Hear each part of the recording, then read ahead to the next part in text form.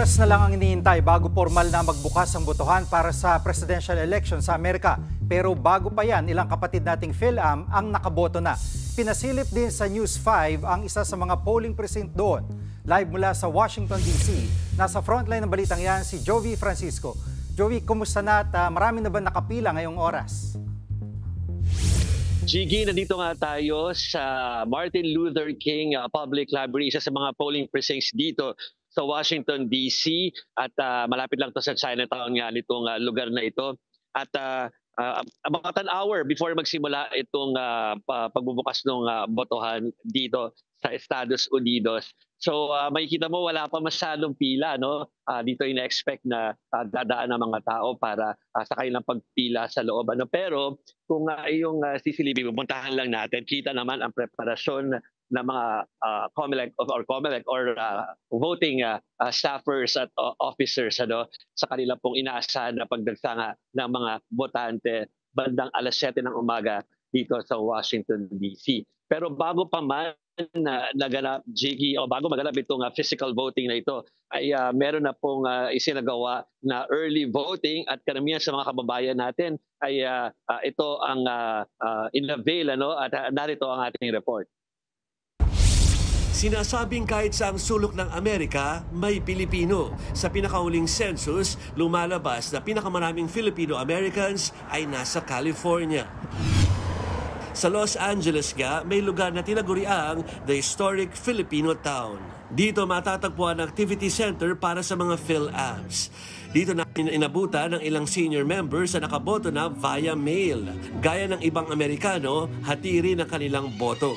Tulad ni Evangeline na ibinoto si U.S. Vice President Kamala Harris.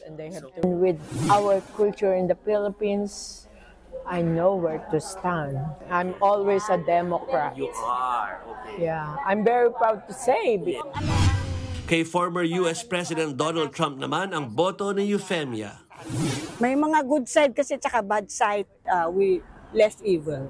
Abortion, I really don't. That's why. Yeah. That's why my heart is with Republican. Suma total, umaabot sa 4.2 million ang populasyon ng PhilAm sa Amerika. Higit 2 milyon sa kanila ay mga botante. Sila ang third biggest Asian American population dito, pero hindi rin masasabing solido bumoto. Sa Washington, D.C. naman, ipinasilip sa News 5 ang Martin Luther King Public Library na isa sa tatayong voting center. May mga inabutan na kaming botante, pero kompleto naman ang instructions na nakapaskil at may mag-a-assist din sa mga boboto. Ipinakita rin sa akin ang registration desk, ang booth kung saan boboto, pati ang reading machines at official ballot drop box kung saan ihuhulog ang balota. Di gaya sa mga nagdaang eleksyon, mas dikit ngayon ang tapatan ni Kamala at Trump kung mga survey ang titignan. Kaya ilang oras bago ang botohan, nanligaw pa sa battleground state ng Pennsylvania ang dalawa. Ang Pennsylvania ang may pinakamaraming electoral votes sa lahat ng swing state. Ang mananalo rito, mas malaki ang tsansang maupo sa White House. Kaya si Vice President Kamala Harris, all-star ang endorsers na sumama, gaya na Oprah, Katy Perry at Lady Gaga. Dumaan din si Trump sa Pennsylvania sa final rally niya at saka bumisita rin sa swing state ng North Carolina at Michigan.